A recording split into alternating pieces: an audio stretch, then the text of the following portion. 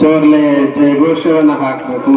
ಜಗದ್ಗುರು ಪಂಚಾಚಾರ್ಯ ಮಹಾರಾಜ್ ಗಿ, ಜಗದ್ಗುರು ರೇಣುಕಾಚಾರ್ಯ ಮಹಾರಾಜ್ ಗಿ, ವೀರ ಸೋಮೇಶ್ವರ ಶಿವಾಚಾರ್ಯ ಮಹಾರಾಜ್ ಗಿ, ವರದಾನೇಶ್ವರ ಮಹಾರಾಜ್ ಕಿ, ಸುಮ್ನೆ ಕುಂತೂರ್ ಮಹಾರಾಜ್ ಕಿ. ಬುದ್ಧಿ ಉಂಡಿರೆಲ್ಲರೂ. ಸರ್ವಲೋಕಾನಾಂ ಪ್ರಕೃತಿಂ ಶಾಸ್ತ್ರಪಾರಗಃ ತಾಂ ಧರ್ಮಚಾರಿಣಿಂ ಶಂಭೋ ಪ್ರಣಮಾಮಿ ಪರಾಂ ಶಿವಂ.